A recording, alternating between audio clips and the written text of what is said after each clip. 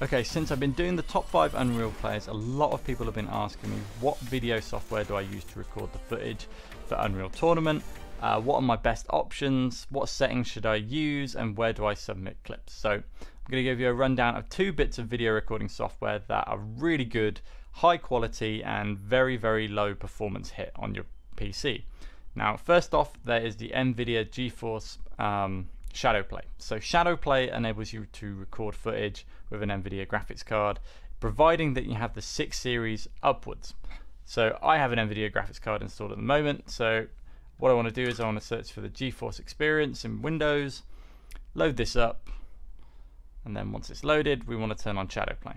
So as you can see, there is the Shadowplay tab here. If that's not there, then you've not updated your drivers in a very long time, so go do that. And if it's still not there after you've updated your drivers, you don't have a 6 series card. But don't panic, don't worry, we can talk about another bit of software in a minute that solves that problem. So go into Shadowplay, and then we want to make sure it's turned on. So this is turned off at the moment. Wait until the green light's on, and that means it's on.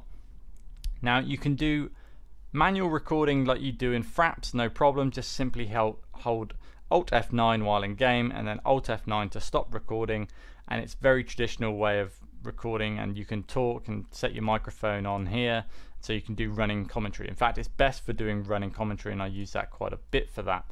But when it comes to recording those awesome moments that are very brief in Unreal Tournament, that you just get a flick headshot and you just go, oh wow, I missed that moment, I forgot to actively turn on my record. Don't worry, because once you have Shadowplay turned on, it is always making a temporary file in the background so you can record that previous footage. And to do that, you just want to press Alt F10 on your keyboard, and it will save that previous time of footage. Now you can set the time up to 20 minutes, so you can record up to 20 minutes of previous footage that you've just missed, which is really awesome. But if you have Shadowplay turned on and you quit your game and then you try and press Alt F10 by loading the game back up, it won't work. You've missed the moment, unfortunately. So once you're still in game, just make sure to press Alt F10. And what I do is that I set the timer to 2 minutes, because I find this gives enough lead up time to do a commentary play over of what's happening on the screen, so I can explain what's going on for the commentary purposes of the top 5 Unreal plays. And also it means that I don't have to filter through 20 minutes of footage to find the frag moment. And it just generally is cool because it's a small clip that's made 750 megabytes, and you can turn that down by changing the quality as well. Now the quality is really good in Shadowplay. Even if you use a bitrate of 10, it still comes out amazingly crisp. And if you can help it, always use 60 FPS. You won't notice the difference between 30 and 60. Just make sure that 60 is turned on anyway, as it looks awesome. And I use 50 bitrate anyway, because I think it's just a little bit sharper, but you don't have to worry about that. If you want to upload a smaller file, make sure it's on 10 and you're good to go. You can also turn on your microphone here as well, but I just leave it in game audio only. So that's Shadowplay, really easy to use and tremendously useful as well. So the next option that we have is if we go to a website called plays.tv,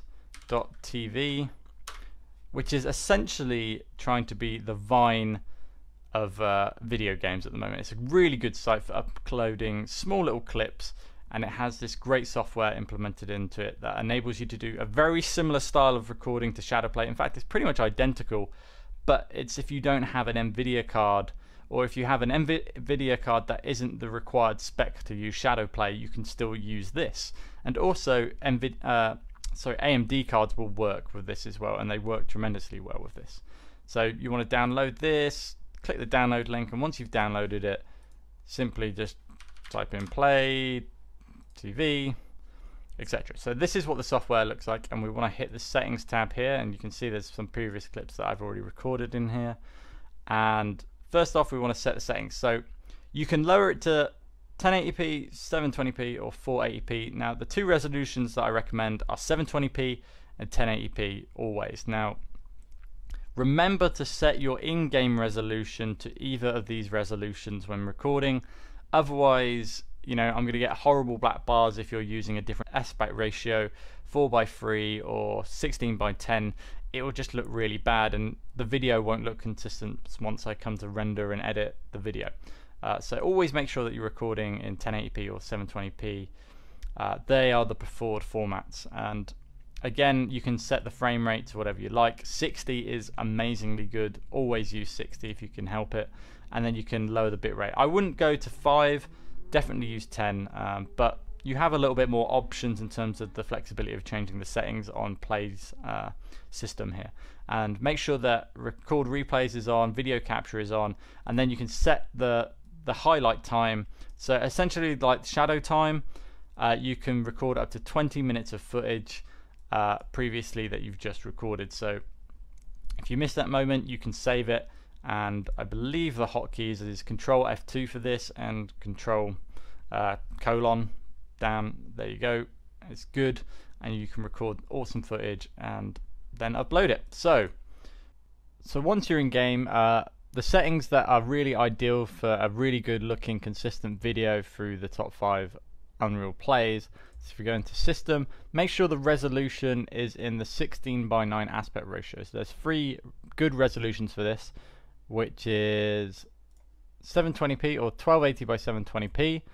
That's one of them, and then we've got 1600x900, and then we've got 1920x1080p. These are really good resolutions for recording footage.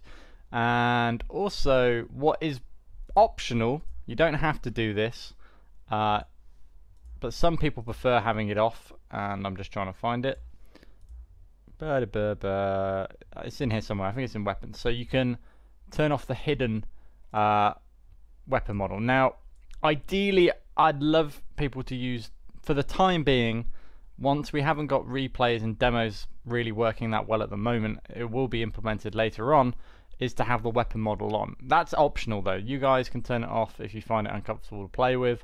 But in terms of new people wanting to watch the game and understanding what's going on the screen, the weapon model really helps a lot of people out. And if you guys can have the courage to play with the weapon model on, then that's awesome, and I really appreciate that footage. It just looks better in terms of the quality and stuff, you know.